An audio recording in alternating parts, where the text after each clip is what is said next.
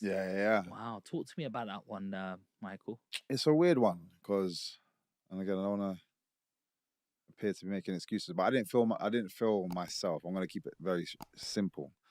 I wasn't my complete self. I'm still analyzing exactly the different things that was going on. What does that mean? So just mentally, I wasn't in the right space, and it had nothing to do with him. And this is what I'm saying. I'm trying to analyze it because it didn't feel like it was him that did anything. But an example of this is when I got to the weigh-ins.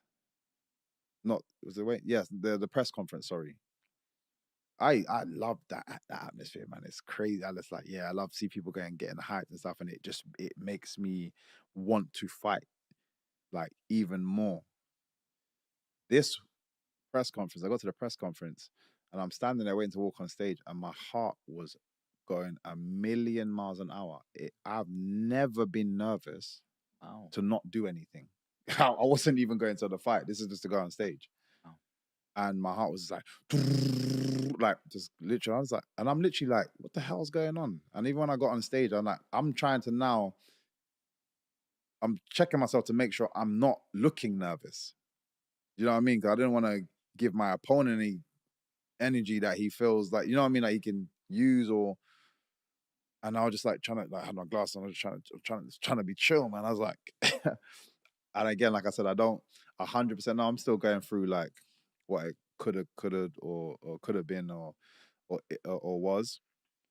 But like I said, I've just never been in that situation, and I've been in big shows and done big things my whole life. It feels like, but for some Are reason, you saying anxiety? Are you I saying couldn't tell you. nervousness? I mean, because nerves can be good as well because it means you But care. that's the thing. My nerves are always the same. It's very it well, again, it's depends what you call it.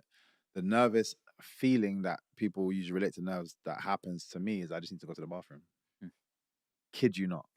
And this happens every day in sparring as well. Like in the gym, the second my coach is like, "Oh, okay, pad up, we're sparring," I'm like, "Yep, need to go to the toilet." I don't know what it is. Like it's just something like I just want to clear. My body's just like, "Okay, empty the tank and then be ready to." I don't know Yeah, what it is, but that's the most I ever get for any form of nerves right. for anything. I've never had it where my heart felt like it was gonna like jump out of my chest, Wow, and this wasn't even for the fight. Like for the fight, I didn't feel that bad at all. wow. Okay. But the preparation to all of it, I think I just felt like I was overthinking a lot of stuff and da. So like I said, I'm processing that now. I feel like I'm getting to a few answers, but um, yeah, I just didn't feel like my whole self. What was his style like? I mean, first of all, Ian Garry, he's about 26, isn't he? He's about I'm not even sure. I I'm not think they sure. were one of the commentators saying he's 26. Mm-hmm. So he's about 10 years younger. How Mm-hmm. much of a difference does that make? Not at all. I spar the young gunners that are all gunning for you in the gym every Yeah. day, or guys that come to the gym. There's all these young gunners that everybody wants to say they did something to you because I got a name. Yeah. So no matter where you go, I've got a target on my back. And I love that though. I like that because I also like telling people or showing people it doesn't matter what numbers next to my name in terms of age. I'm faster than you. I'm stronger than you. I'm more talented than you in this department. It doesn't matter. And like I said, I have to do it. And I even said until when these young bucks in the gym start having me up, I'll probably call it a day way before anybody gets a chance to see it Yeah. happen in the cage. So yeah, that side of it doesn't. He tried to say he's faster than he's stronger than me. Everyone saw what happened. He's nowhere near as fast as me. He couldn't handle my stand up, which is why he changed his game. And I said that is exactly what was going to happen. I've done it to so many top kickboxers. They get in there and they're like, nope, this is not working. He's Mm. just better than me. So they Take me go a through different that. route. Can you take me through that journey? Mm, Ian Gary's in front of you, you're in the cage, mm. and the bell goes. Take me through the rounds. The first round, yeah, I'm trying to think. The fight, the first round, I'm literally moving around. Always do like little feel out stage. Try to land a couple of little basic things. just to get the time and then see what he's twitching. He's got good responses. There's a couple of things I tried to do. I'm like, okay, yep, he's on point. He's key. So I got to step up a little bit more. There was a kick that I saw and I went for, and I just got the timing wrong, and that's when I got tangled up, and we fell to the floor. As I'm getting up, he's smart. He's been working with Damian Maya. For those who know, Damian Maya is one of the OG jiu-jitsu dons in the game. Like he watch any of Damian Maya's stuff, is submission after submission after submission after submission, and he's been working with Damian Maya. He's over in Brazil working with him, one of the greatest to do it in MMA. So obviously his game is adjusted on the floor. He takes my back, literally as he takes my back, and he gets the body triangle, and he's got his hand around my neck. And I literally said to myself, this guy is not choking me right now. I was like, it's not happening. I refused. And he was squeezing, doing all this stuff. And I was like, bro, I'm not going to sleep, and I'm not tapping. You're not finishing me in the first round on this submission. I was like, it's not happening.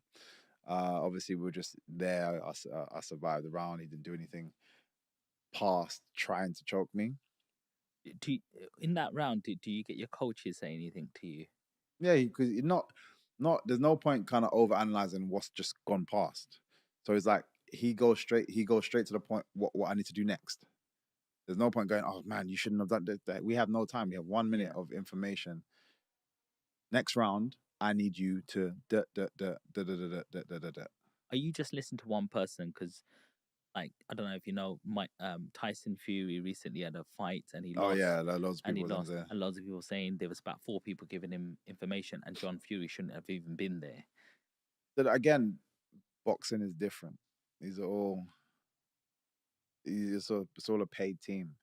So there's a lot of times people get swapped in and out last minute, and everybody wants to on camera wants to feel like they're the ones doing saying the right thing, because it's all ego game, and it all means that I can then claim for when I try to go and tout the next up and come talent. Yeah, I was in Fury's corner, and I told him this, and you can go and look at it for yourself. We don't have that. Right. I've only been with one team. Mm-hmm. We all know what it is. There's one guy talking to me, and both of my coaches outside are talking to each other.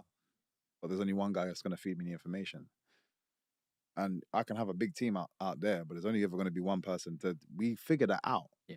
There's only going to be one guy talking to me. You guys talk amongst yourself and tell him, this person, what information needs to come over. Mm-hmm. But again, in MMA, you got a grappling coach, and then you got a kickboxing coach, and you got this. But still, one person should feed the information, and you get that a lot where everyone's just like, and yeah, I don't agree with that. It shouldn't be done that way. It kind of shows that you guys are not a team, in my opinion. Not you can have as many people in the corner. I don't think that's a negative thing, because everyone's got their strengths, but just one person should kind of pass the information over, and that is Alexis for me. He okay, next round.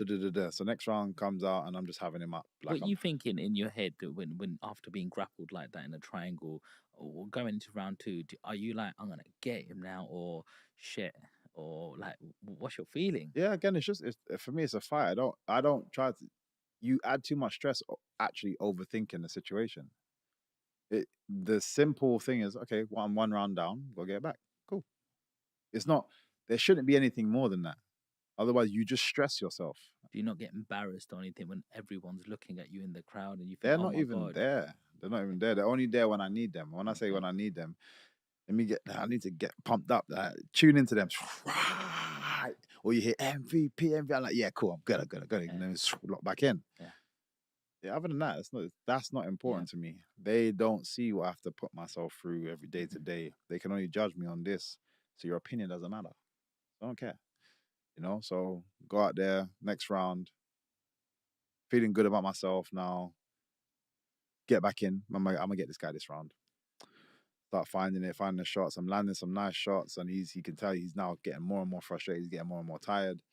Come out, I win that second round. Third round, again, I just made some silly mistakes during the third round, but still was winning.